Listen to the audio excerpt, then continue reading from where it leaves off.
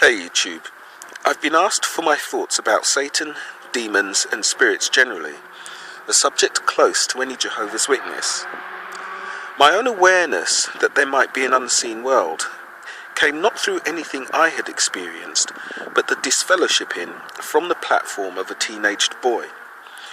We were told that he'd been dabbling in the occult, and because he no longer deserved the protection of Jehovah, had succumbed to the evil that is Satan. Once when I was out riding my bike, I saw this kid, sat in the street, not far from his family's home. He was inadequately dressed and in obvious distress.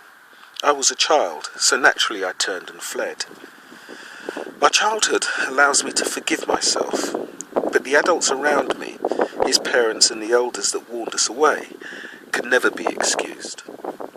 I was taught to fear this teenager's unseen tormentors, and told that he'd brought it on himself. He was getting what he deserved, rather than the medication he needed. Here is an important lesson in fear and control. Fear of Armageddon or hell is only partly effective at controlling behaviour. Witness how Christians are overrepresented in our prisons. These threats fail to control conduct for many, because the punishment comes at some unspecified date. But the Jehovah's Witness instilling fear of demons creates an immediate punishment. It's a way of covering the psychological basis. If Armageddon doesn't scare you, demons will, and Jehovah's Witnesses are expert at generating fear. So let's examine the person we've been taught to fear.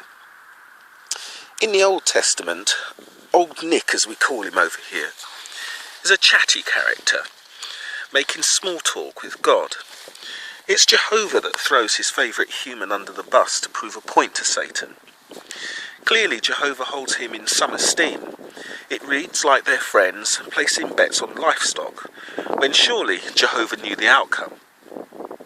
Jehovah's Witnesses might counter with Satan's temptation of Eve, but people that claim that have not read the book.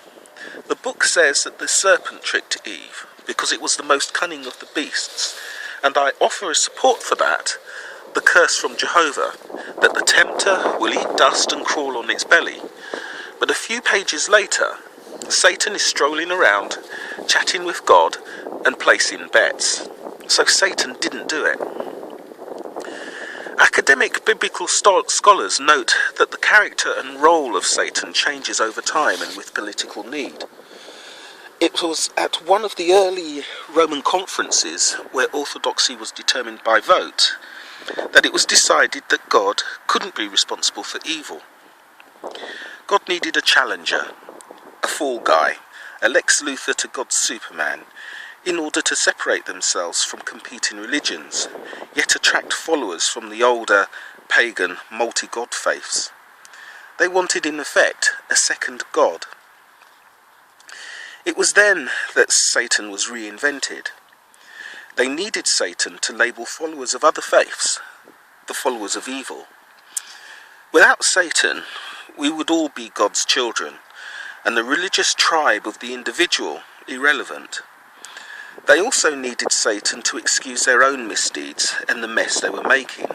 Satan did it. That's why religions all say this is Satan's world. They can make so much trouble, but then they do nothing to help. And this is exactly the position the Jehovah's Witness organisation takes. Send us your money and we'll keep it safe from Satan. And don't bother to learn anything or achieve anything outside of us, because you're serving Satan. Satan is an assault on your entire worldview, turning it from its natural healthy state to something that the cult can use to manipulate you. So how else is this restyled fall guy used?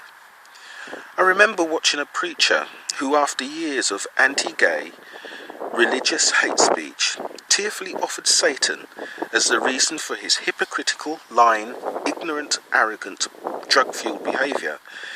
And in my observations of him, he never took responsibility for himself. Jehovah's Witnesses specifically use this phantom to help its members dismiss the natural workings of their mind.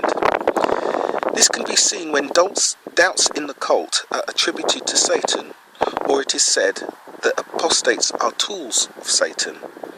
It's just an implanted, thought-limiting fear designed to make you feel vulnerable and run back to them. This cult won't even give you the dignity of the space between your own ears. They use Satan to make it impossible to analyse them unemotionally. There is no testable evidence for the Christian devil and his demons, nor the equivalent Muslim shaitan and his jinn.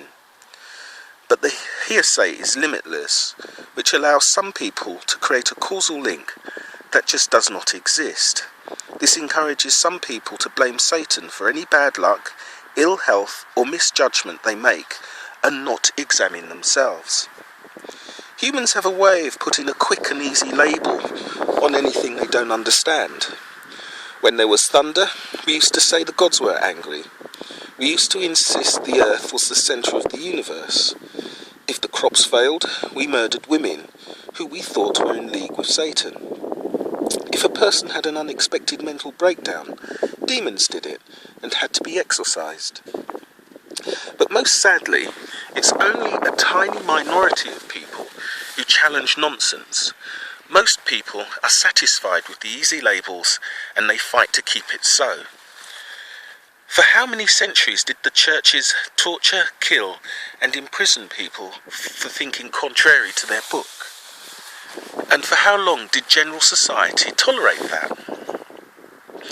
This is a result of two human tendencies that conspire to make us as a species, and of course with millions of exceptions, inclined to hold to the familiar, even if it makes no sense.